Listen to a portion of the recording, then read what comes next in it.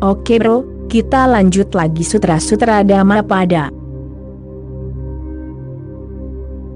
Sutra berikutnya, ada 5 di pintu untuk ditolak, dan 5 lagi, dan ada 5 untuk disambut. Dan saat kelima itu telah terdampar di pantai, pencari disebut Okhatinoti, dia yang telah menyeberang. Kelima ini harus dipahami. Ada 5 di pintu. 5 yang pertama, Buddha mengatakan yang pertama adalah keegosan, yang kedua adalah keraguan, yang ketiga adalah spiritualitas semu, yang keempat adalah nafsu, dan yang kelima adalah kebencian. Kelimanya selalu berdiri di depan pintu. Dirimu harus sangat sadar, jika tidak, mereka akan menyerangmu. Bahkan orang-orang yang berpikir bahwa mereka melakukan pelayanan tanpa pamrih, sebenarnya pelayanan mereka bukan tanpa pamrih. Pelayanan mereka egois. Mereka berharap untuk mendapatkan pahala di dunia lain, di surga. Karena itulah mereka mau melayani. Pelayanan mereka bukan karena cinta, pelayanan mereka adalah perdagangan, jual beli, tawar-menawar. Pelayanan mereka adalah pencarian untuk mendapatkan ganjaran berupa pahala yang besar, surga, firdaus, dan kesenangan surgawi. Waspadalah terhadap keegosan. Yang kedua adalah keraguan. Bahkan orang-orang yang katanya percaya, sebenarnya mereka penuh dengan keraguan. Sebenarnya, jika dirimu tidak dipenuhi dengan keraguan, maka tidak perlu percaya. Kepercayaan berarti dirimu telah berupaya untuk menutupi keraguanmu. Dirimu memiliki luka, dirimu menutupinya dengan bunga yang indah, tetapi lukanya masih tetap ada. Ketiga adalah spiritualitas semu. Ketika orang ingin menjadi spiritual, lebih mudah untuk menjadi spiritual semu, karena tidak ada biaya, gratis. Dirimu bisa menjadi seorang Kristen, dirimu bisa menjadi seorang Hindu, dirimu bisa menjadi seorang Muslim. Itu sangat mudah, murah, dan sangat formal. Dirimu pergi dan melakukan ritual tertentu di sebuah kuil, dan dirimu adalah seorang Hindu. Atau dirimu pergi ke gereja setiap hari Minggu, maka dirimu adalah seorang Kristen, dan itu sangat mudah. Namun spiritualitas sejati sedang melewati api. Spiritualitas sejati adalah pemberontakan terhadap semua yang busuk, terhadap semua yang telah berlalu, terhadap semua yang dipaksakan kepada dirimu oleh orang lain, terhadap semua pengkondisian. Spiritualitas sejati adalah pemberontakan terbesar yang ada. Spiritualitas itu berisiko, penuh petualangan, dan berbahaya. Jadi berhati-hatilah terhadap spiritualitas semu yang selalu ada, tersedia, dan mudah didapatkan di depan pintu. Dan gairah. Dirimu bisa melepaskan gairah di sini, dirimu bisa menekannya di sini, tetapi kemudian dirimu memintanya di tempat lain. Di surga, semua agama telah menyediakan tempat untuk melampiaskan gairahmu, nafsu birahimu, wanita cantik, bidadari tersedia di sana. Tentu saja, karena kisah-kisah ini ditulis oleh pria, mereka hanya berbicara tentang wanita cantik. Sekarang mungkin beberapa wanita yang terbebaskan akan menulis beberapa kitab suci, kemudian mereka akan mengatur beberapa pria tampan, pria yang sangat tampan yang selalu tetap muda, tidak pernah menjadi tua, dan selalu baik, untuk melayani mereka di surga. Para pengkhotbah dan orang sucimu, semuanya berharap bahwa wanita cantik sedang menunggu mereka di surga, itu hanya masalah beberapa hari. Penderitaanmu tinggal sedikit lagi dan dirimu akan mendapatkan wanita yang lebih baik di surga. Cukup hanya dengan membaca kitab suci agamamu dan lihat, dirimu akan bisa melihat proyeksinya. Proyeksi itu sangat jelas ada di sana.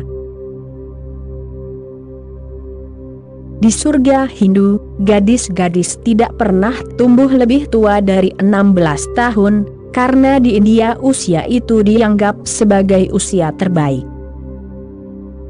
Jadi, ribuan tahun telah berlalu, tetapi di surga, wanita-wanita cantik yang sama masih berkeliaran di usia 16 tahun. Mereka tidak berkeringat. Di surga, dirimu tidak perlu deodoran, dirimu tidak perlu menggunakan parfum, dan sebagainya. Tubuh mereka terbuat dari emas. Mungkin jika sekarang dirimu menulis kitab suci lagi, dirimu tidak akan membuat tubuh dari emas karena akan terlalu berat. Membawa wanita emas akan membuatmu terkena serangan jantung. Wanita yang terbuat dari plastik, dengan bagian-bagian yang bisa dicuci dan diganti akan jauh lebih baik. Hanya akan ada beberapa tombol, dirimu menekan satu tombol dan wanita itu tersenyum, dan dirimu menekan tombol lain dan wanita itu mencapai orgasme, dan dirimu menekan tombol lain, dan seterusnya. Sekarang semuanya akan jauh lebih ilmiah. Di masa lalu, orang-orang bodoh itu tidak bisa memikirkan sesuatu yang lebih baik daripada tubuh emas. Dan jika itu adalah emas murni, itu akan sangat sulit. Namun dirimu bisa melihat keinginan mereka. Jadi Buddha berkata, hati-hati. Dirimu bisa menahannya di sini, tetapi dirimu akan menginginkan sesuatu di tempat lain. Gairah tidak akan meninggalkan dirimu dengan mudah. Yang terakhir adalah kebencian. Semua orang sucimu penuh dengan kebencian, kebencian terhadap para pendosa. Itulah sebabnya mereka menciptakan neraka. Surga mereka ciptakan untuk diri mereka sendiri, dan neraka untuk para pendosa. Surga untuk diri mereka sendiri, dan neraka untuk orang-orang yang tidak mengikuti agama mereka. Menurut para pendeta Katolik, jika dirimu seorang Katolik, dirimu akan masuk surga. Umat Hindu tidak memiliki harapan untuk bisa masuk ke surga Katolik. Pertama-tama ia harus menjadi seorang Katolik dulu, baru kemudian ia bisa berharap untuk bisa dimasukkan ke sana. Jika tidak, maka sudah bisa dipastikan ia akan dimasukkan ke dalam neraka. Lalu tanyakan kepada orang Hindu, maka mereka akan menertawakan seluruh gagasan konyol itu. Kitab suci mereka sudah ada jauh lebih lama, mereka memiliki tradisi yang jauh lebih panjang, dan propaganda yang lebih panjang. Mereka berpikir bahwa kecuali orang Hindu, maka tidak seorang pun akan masuk surga, dan bahkan tidak semua orang Hindu bisa masuk surga. Para sudra, kaum yang tak tersentuh, tidak memiliki tempat di surga mereka. Ini adalah suatu bentuk kebencian. Ini masih pikiran yang sama, pikiran buruk yang sama yang memainkan permainan baru, tetapi tidak ada yang berubah. Ada 5 orang di pintu untuk ditolak. Inilah kelima pintunya. Buddha berkata, usir mereka. Berhati-hatilah agar mereka tidak menangkapmu. Dan 5 lagi. Kelima hal ini sangat kentara, tapi ada 5 hal lagi yang tidak begitu kentara, tetapi kelimanya juga bersembunyi di balik kelima hal ini. Kelima hal tersebut adalah, pertama, nafsu untuk hidup. Mudah untuk melepaskan nafsu untuk seorang wanita, atau nafsu untuk seorang pria. Tetapi sangat sulit untuk melepaskan nafsu untuk hidup itu sendiri. Semua orang ingin hidup, dan hidup selama mungkin. Dirimu bisa melihatnya di India. Para yogi berusaha keras untuk hidup selama mungkin. Nah, ada apa? Mengapa mereka harus begitu peduli tentang umur panjang? Dan apa yang akan terjadi bahkan jika dirimu berumur panjang? Sebelum Bernard Shaw meninggal, ia meninggalkan pesan untuk diukir sebagai batu nisan di makamnya. Pesannya adalah, aku tahu sejak awal bahwa jika aku hidup cukup lama, sesuatu seperti ini akan terjadi. Jadi, apakah dirimu hidup 90 tahun, atau 100 tahun, atau 200 tahun, apa gunanya? Kematian tetap akan terjadi. Tetapi nafsu untuk hidup. Buddha berkata bahwa orang biasa bernafsu untuk uang, kekuasaan, prestise, sedangkan orang-orang sucimu bernafsu untuk tetap hidup, berumur panjang. Dan para yogi terus berpura-pura bahwa mereka lebih tua daripada usia mereka sebenarnya. Ada buku-buku yang sekarang diterjemahkan ke dalam semua bahasa di dunia, yang mengatakan bahwa jika dirimu berlatih yoga, dirimu akan memperpanjang hidupmu. Dan jika dirimu makan ini dan itu, dan jika dirimu melakukan asana ini, postur ini, hidupmu akan diperpanjang. Jika dirimu bernapas dengan cara ini atau itu, dan segala macam hal. Buddha mengatakan ini adalah nafsu yang sama. Jadi hal halus pertama adalah nafsu untuk hidup. Hal kedua, kerinduan untuk dilahirkan di alam yang lebih tinggi. Bahkan jika dirimu membuangnya dari sini, baiklah, aku tidak ingin hidup lama di sini, maka dirimu memiliki keinginan yang dalam untuk dilahirkan di beberapa alam halus, beberapa alam yang lebih tinggi, alam tanpa tubuh. Dirimu ingin menjadi malaikat. Waspadalah terhadap semua permainan ini. Yang ketiga adalah kesombongan. Orang-orang yang berbudi luhur sangat sombong, mereka tidak rendah hati. Bahkan mereka mungkin telah mempraktikkan kerendahan hati selama bertahun-tahun, tetapi praktik kerendahan hati mereka hanya memberi mereka jenis kesombongan baru, jenis ego baru. Keempat, kegelisahan. Orang-orang ini gelisah, mereka merasa tidak nyaman di sini saat ini, mereka tidak bisa merasa nyaman. Semua harapan mereka ada di tempat lain, di luar kematian, di surga, di Firdaus. Bagaimana mereka bisa merasa nyaman di sini saat ini? Orang yang benar-benar spiritual benar-benar merasa nyaman di sini saat ini. Dia tidak punya waktu lain, satu-satunya waktunya adalah saat ini, dan satu-satunya tempatnya adalah di sini. Dan dia benar-benar merasa nyaman, damai, tenang. Dia tidak mendambakan apapun lagi. Yang kelima adalah tidak mengenal diri. Orang-orang ini terus berlatih yoga, dan 1001 metode tersedia.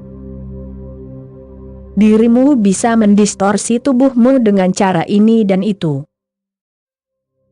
Dirimu bisa menjadi pemain sirkus yang ahli, tetapi itu tidak akan membantumu untuk mengenal siapa dirimu. Dan kecuali dirimu mengenali siapakah aku, maka semua pengetahuan, semua kebajikan, dan semua praktik yang dirimu kembangkan hanyalah sia-sia, latihan yang sia-sia belaka. Dan ada 5 hal yang harus disambut. Dan apakah kelima hal itu? Iman, dan ingat, yang dimaksud dengan iman oleh Buddha bukanlah kepercayaan. Yang dimaksud dengan iman adalah penerimaan, penerimaan yang penuh kasih, penerimaan terhadap keberadaan. Yang dimaksudnya bukanlah keyakinan pada teori, kitab suci, dogma atau kredo, melainkan pada keberadaan itu sendiri, keyakinan karena ini adalah rumah kita adalah bagian darinya. Jika kita hidup dalam keraguan, kita hidup terputus dari keseluruhan. Jika kita hidup dalam keyakinan, jembatan perlahan-lahan dibangun antara bagian dan keseluruhan. Hanya dengan keyakinan seseorang bisa mengetahui siapa dirinya dan siapa keseluruhan itu. Dan keduanya tidak berbeda. Tetesan embun mengandung seluruh lautan. Dengan cara yang persis sama, setiap orang mengandung keseluruhan dari keberadaan. Kedua, kewaspadaan. Kita harus sangat waspada. Kewaspadaan adalah metode Buddha. Satu-satunya yoga yang diajarkannya adalah kewaspadaan. Kita hidup hampir seperti robot. Bawalah kewaspadaan ke dalam tindakanmu, ke dalam pikiranmu, ke dalam perasaanmu. Yang ketiga adalah energi.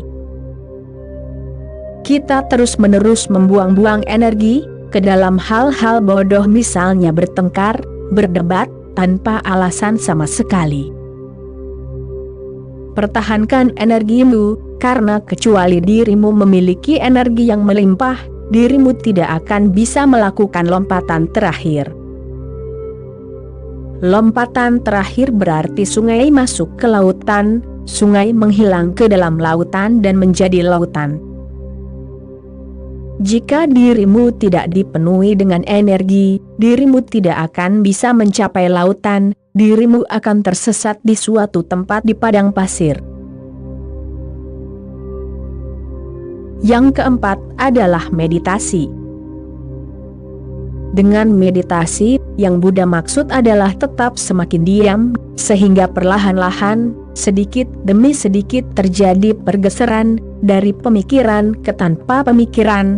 Begitu pelan, perlahan-lahan gestalt berubah dari kebisingan menjadi keheningan.